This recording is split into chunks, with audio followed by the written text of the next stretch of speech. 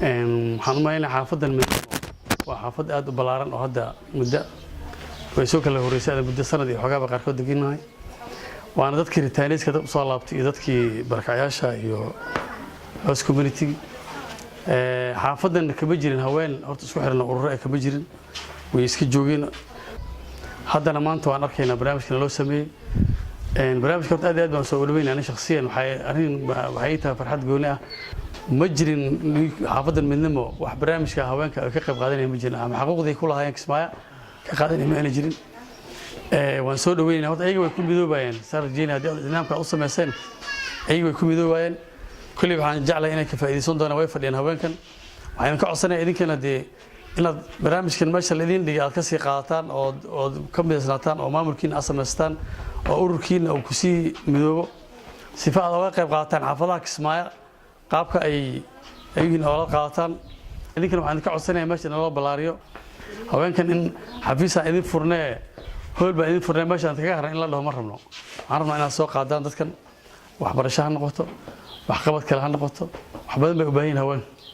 dadkan xaafadan deganna waa dadka aad u hooseeyo oo dadkan sidii qaxootiga uga imaadeen lama qabsan karno anaga magaalada ninba meel buu Kismaayo lagu kaga leeyahay anaga laakiin ma lihi wali boodka ka taaganahay waxaan ka codsanayaa inaad nagu wadaan hadii ay wasaaradda iyo hay'adahaba haweenkan aad kor u soo qaadaan oo aad ka harin meesha uga harin anoo ahay gudoomiyaha ururka hooyooyinka xaafadda midnimo niyu Kismaayo ku magac dheer tahay waan idin mahad celinayaa meesha xiriga aad ka jarteen waxaad ogaanayseen waxyaalo badan oo haweenku u baahan oo sida amal oo aruurtii amal iyo haween oo la soo kufsaday amal waxyaalahaas badan u baahan oo meeshan kood waay waa waxay magaaladan waa ka go'anahay waxyaalo badan inaa wax nala qabatiin anakana idin la qabano waa idinku mahad celinaynaa horta idin kaga mahad celinayaa meesha aad noo furteen haweenku u furteen aad ugu talagasheen haweenka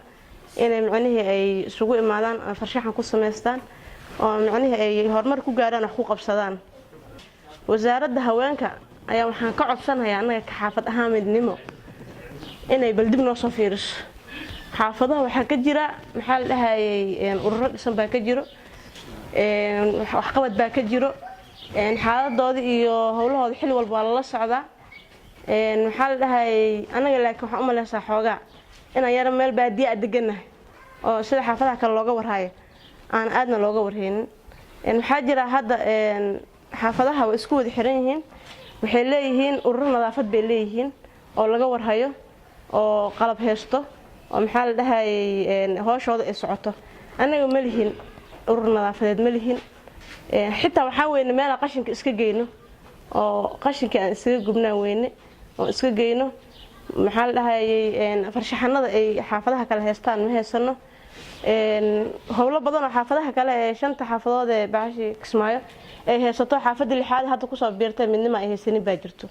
marka wasaaradda waxaan ka codsanayaa maadaama ARC iyo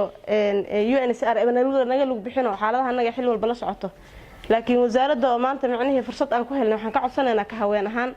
inay bal dhinaca anaga soo fiiriso oo macnaheedu bal dadaal loo sameeyo hadii la yiraahdo